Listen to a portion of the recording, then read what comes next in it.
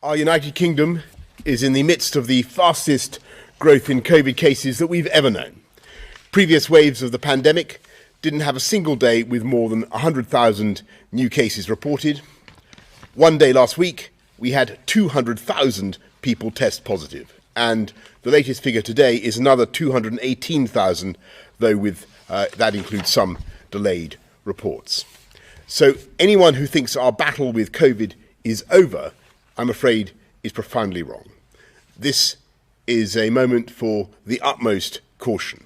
But our position today differs from previous waves in two crucial respects. First, we now know that Omicron is milder than previous variants, so while hospital admissions are rising quickly, with over 15,000 COVID patients now in hospital in England alone, this is not yet, thankfully, translating into the same numbers needing intensive care that we saw in previous waves. Second, thanks to the fantastic national effort to get Britain boosted, we now have a substantial level of protection, higher than any of our European neighbours, with over 34 million boosters administered, including in England, reaching more than 90% of the over 70s and 86% of the over 50s.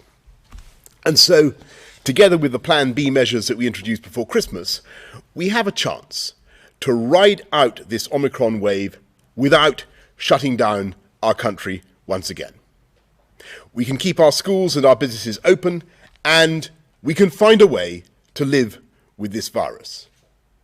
But the weeks ahead are going to be challenging, both here in the UK and across the world. There is no escaping the fact that some services will be disrupted by staff absences.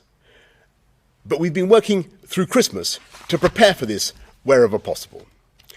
And if we all play our part in containing the spread of this virus, the disruptions we face can be far less severe than a national lockdown, with all the devastation that would bring for the livelihoods and the life chances of our children.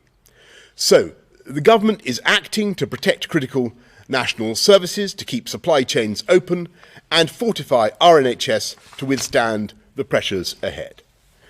We've identified 100,000 critical workers in areas from food processing to transport to our border force, and from the 10th of January, we'll be rolling out lateral flow testing for all these workers, available on every working day. We'll be sending testing kits directly to these organisations and liaising with them on the logistics.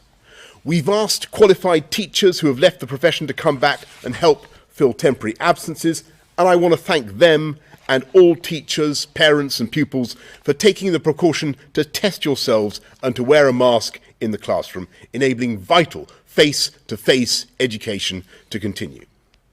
We're increasing NHS capacity by building on-site Nightingale hospitals, as well as creating 2,500 virtual beds where people can be safely treated at home. We've bought more antivirals per person than anywhere else in Europe. Those are the tablets which reduce your chances of going to hospital once you've caught COVID. We're mobilising our volunteers, the emerging territorial army of the NHS, and we're working to identify those NHS trusts which are most likely to need actual military support so that this can be prepared now.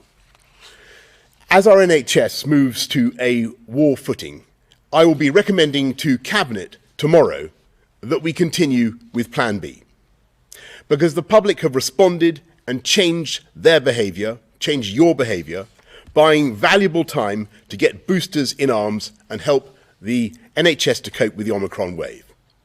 So please, carry on observing those measures for now, work from home if you can, wear face coverings on public transport and in indoor places, and take a test before you go to a high-risk venue or meet those who are elderly or vulnerable. And of course, follow the relevant rules if you live in Scotland or Wales or Northern Ireland.